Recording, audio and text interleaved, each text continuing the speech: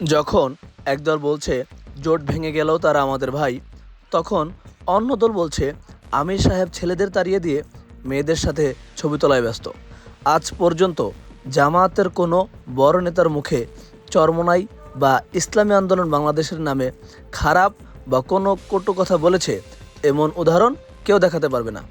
অন্যদিকে চরমোনাইওয়ালাদের দায়িত্বই যেন জামায়াতের সমালোচনা করা, যুক্তিহীন ভিত্তিহীন এআই জেনারেটেড যে কোনো ভুয়া তথ্য ছড়িয়ে দেওয়ার প্রবণতা দেখা যাচ্ছে অন্ধভক্তদের মাঝে।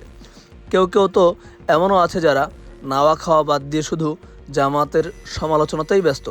তাদের এ ধরনের আচরণ দেখে অনেক বিশেষজ্ঞদের মত তারা বিএনপির এজেন্ট হিসেবে কাজ করছে। ভাবটা এমন যেন ভোটের মাঠে তাদের মূল প্রতিপক্ষ জামাত, বিএনপির সীমাহীন চাঁদাবাজি, ঋণখেলাপি, ভূমি দখল এ সকল বিষয়ে তাদের কোনো মতামত নেই, যেন নীরব দর্শক। এর আরেকটা কারণ হচ্ছে মায়ের ভয়। গত 16 বছর তারা যেমন মায়ের ভয়ে ফ্যাসিস্ট হাসিনার সাথে আঁতাত করে চলেছে, তেমনি এখন বিএনপির ভয়েও তাদের বিরুদ্ধে টু শব্দটিও করতে পারছে না।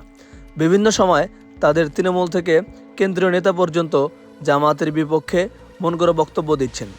একদিকে তারা 100 আসন চায়, অন্যদিকে বলে 143টাতে A+, আবার বলে 60টি আসনে হাড্ডাহাড্ডি লড়াই হবে। বর্তমান পরিস্থিতি দেখার পরে বলে আমরা আসনের জন্য রাজনীতি করি না। জনগণ তাদের এ সকল স্ববিরোধী বক্তব্য দেখে রাগান্বিত হচ্ছেন।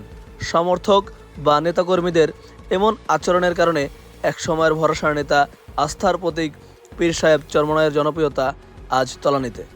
অন্যদিকে জামায়াতের আমিরের কথা তারা আমাদের ভাই, এই কথাটা তার সম্মান বাড়িয়েছে বহুগুণ। আজ জনতাই বলছে এমন নেতাই চেয়েছিলাম আমরা। ইনশাআল্লাহ আগামী 12 তারিখ সব কিছুর ফয়সালা হয়ে যাবে। ততক্ষণ পর্যন্ত আসসালামু আলাইকুম।